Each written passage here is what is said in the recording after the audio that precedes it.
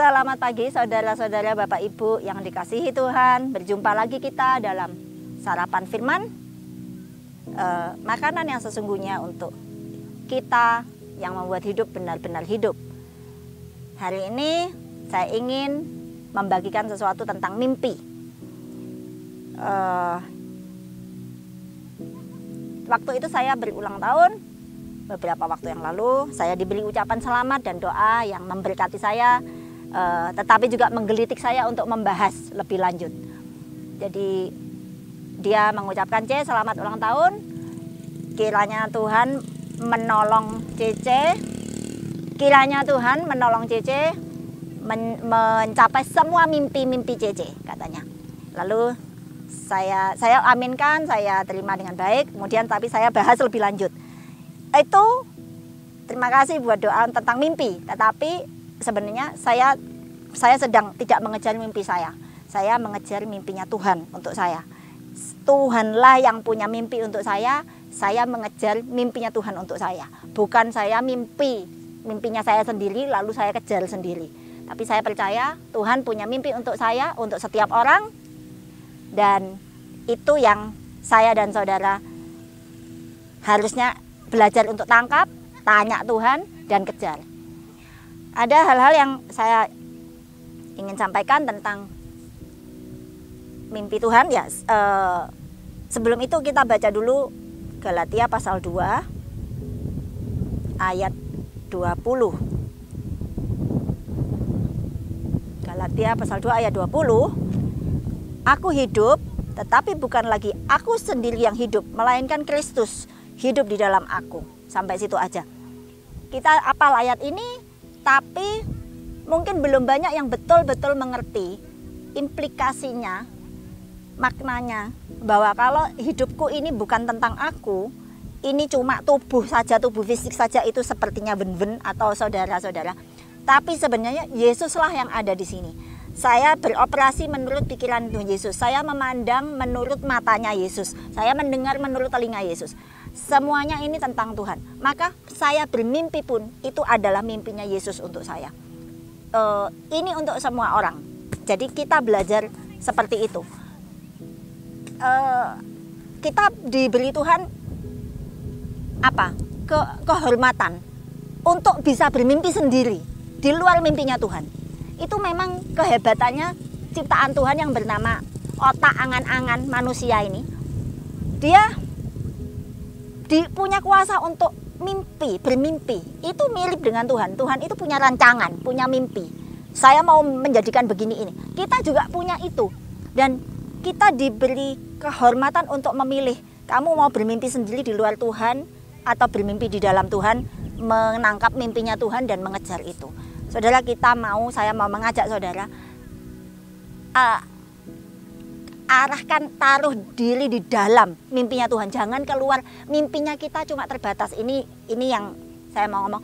Apa bedanya mimpi Tuhan dengan kita? Tentu saja mimpi Tuhan itu tidak terbatas, lebih tinggi, lebih luas, lebih mulia, lebih segalanya lah. Mimpi kita terbatas. Walaupun itu sesuatu yang bagus. Kita perlu mimpi besar. Tapi ya, seperti banyak orang konglomerat di dunia ini, mereka memulai dari mimpi. Karena mimpi, mereka kejar ke arah mimpi itu, mereka mencapai. Itu bagus. Tetapi setelah mencapai, kebanyakan orang bisa bunuh diri pada waktu setelah mencapai mimpi itu. Karena setelah mencapai lalu mereka merasa, loh sudah ya segini tok. Apalagi sekarang? Kayaknya kok kosong sudah, tidak ada apa lagi yang bisa dikejar, tidak ada apa-apa lagi yang bisa memberi makna hidup saya untuk, ini sesuatu untuk dikejar, untuk memberi makna lebih. Di situ mereka banyak bunuh diri. Karena mereka mentok, terbatas. Mimpinya sampai situ. Mungkin itu generasi bisnisnya, keuangnya, kekayaan bisa bertahan 2-3 turunan. Ya sudah sampai situ. Tetapi mimpi Tuhan adalah dari kekekalan sampai kekekalan. Kalau kita masuk ke dalam mimpinya itu, kita akan keikut arus mimpinya Tuhan yang dari kekal sampai kekal. Tidak dibatasi beberapa generasi saja. Pertama, mimpi Tuhan itu segitu. Lalu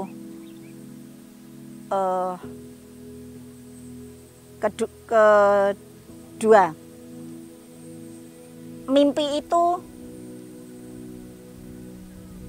akan tampak mustahil untuk dicapai manusia biasa. Ya memang harus demikian.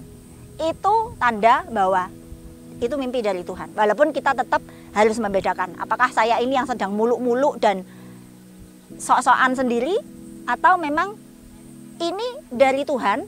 Sehingga kalau itu dari Tuhan, tentu itu ukurannya ukuran Tuhan dan bukan ukuran saya. Menurut ukuran saya itu akan tampak mustahil. Harus demikian karena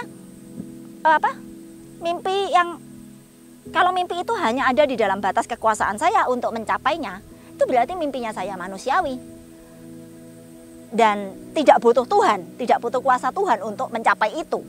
Seperti para pebisnis yang tadi saya ceritakan yang akhirnya bunuh diri sendiri karena ya mereka punya kuasa yang besar untuk mencapai itu. Tapi kalau itu sebatas saya bisa mencapai itu dengan kekuasaan saya, berarti tidak ada tempat untuk Tuhan di situ. Berarti mimpi itu bukan mimpinya Tuhan. Salah satu tanda yang saya dengar orang bilang, kalau kamu merasa dapat sesuatu di dalam hatimu dan mimpi itu kamu rasa mustahil buat kamu, bagus. Itu berarti justru itu benar, itu berarti Tuhan dan bukan kamu. Sehingga harus mau tidak mau supaya kamu bisa mencapai mimpi itu, kamu harus terus tempatkan Tuhan di depan supaya dialah yang menolong kita mencapai mimpi itu untuk kemuliaan namanya sendiri. Dan kita keikut dalam sukacitanya waktu mimpi itu akhirnya terwujud. Jadi itu hal-hal yang tentang mimpinya Tuhan. Lalu ada satu contoh dari bangsa Israel dalam Yeremia pasal 29. Ini juga ayat yang biasa sekali kita dengar. Tuhan itu punya rancangan atau mimpi juga ya, bisa dibilang seperti itu. Dan dia bilang, sebab aku ini mengetahui rancangan apa yang ada padaku mengenai kamu. Atau dalam bahasa renungan ini yang saya bawakan ini, aku ini atau Tuhan mengetahui mimpi apa yang ada padaku mengenai kamu, yaitu mimpi atau rancangan damai sejahtera dan bukan kecelakaan, memberikan kepadamu hari depan yang penuh harapan.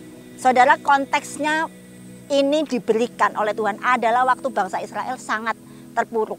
Mereka terpencar di negeri asing, mereka kehilangan negeri asalnya yaitu Israel, tanah Kanaan itu, dan mereka merasa itu mimpi omong kosong bahwa kita akan satu kali bisa pulang ke negara itu dan membangun kembali kerajaan Israel, dan seterusnya seperti yang Tuhan janjikan dari dulu. Mereka merasa ya sudah tidak mungkin, tapi Tuhan bilang mimpiku masih tetap itu akan terjadi. Dan akhirnya dalam sejarah tahun 1948 orang Israel bisa berdatangan dari segala penjuru dunia kembali masuk ke tanah Kanaan itu, dan di situ mendeklarasikan berdirinya kerajaan Israel. Saudara tahu itulah mimpinya Tuhan yang mustahil bagi orang. Karena banyak ahli sejarah bilang salah satu hal yang paling mustahil dicapai atau terjadi di dunia ini adalah kalau bangsa Israel bisa berhimpun dan kembali mendirikan negara Israel. Itu sudah tidak mungkin, dia bilang. Tetapi ternyata itu mungkin.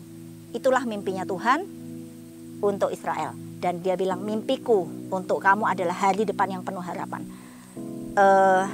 Jadi saudara, saya kepingin mengajak kita menghidupi mimpinya Tuhan. Bangkitkan, hidupkan gairah kita, hidup kita sehari-hari itu dengan mengejar sesuatu yang betul-betul bermakna sampai kekekalan. Bukan berhenti 1, 2, 3 generasi, tapi bermakna sampai kekekalan, yaitu kita mau tanya sama Tuhan, Tuhan kasih tahu mimpimu terhadap aku apa.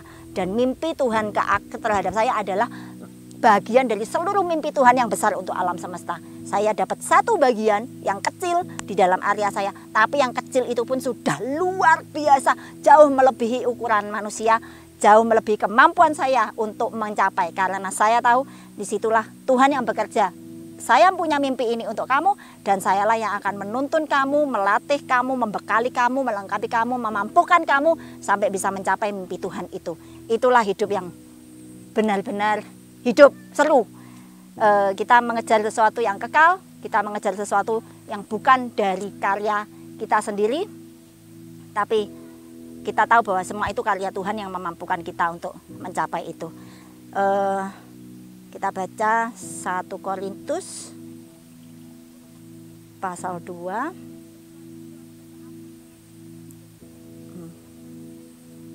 ayat 9. Tetapi seperti ada tertulis, apa yang tidak pernah dilihat oleh mata dan tidak pernah didengar oleh telinga dan yang tidak pernah timbul dalam hati manusia, semua yang disediakan Allah untuk mereka yang mengasihi Dia. Inilah mimpinya Tuhan. Apa yang Tuhan sediakan, mimpinya untuk kita adalah yang tidak pernah kita bayangkan, tidak pernah kita mimpikan. Dia sediakan lebih dari itu, dan Dia bersemangat, bersuka cita menantikan respon kita untuk sama-sama mengejar mimpi itu dengan Tuhan. Saudara, Yoel pasal 2 ayat 28 mengatakan, pada hari terakhir akan banyak orang muda, orang tua bermimpi, mendapat penglihatan, dan itu semua dimungkinkan oleh Roh Kudus yang hidup dalam kita untuk memampukan kita menangkap hal-hal yang dari Tuhan, bukan hal-hal yang manusiawi yang di dunia seputar kehidupan kita di dunia ini, tetapi menangkap sesuatu di alam yang tidak kelihatan, yang adalah ranahnya Tuhan, dan itu kita dimampukan untuk menangkap itu dengan Roh Kudus di dalam kita, dan itu memampukan kita untuk juga mengejar mimpi itu dengan Tuhan.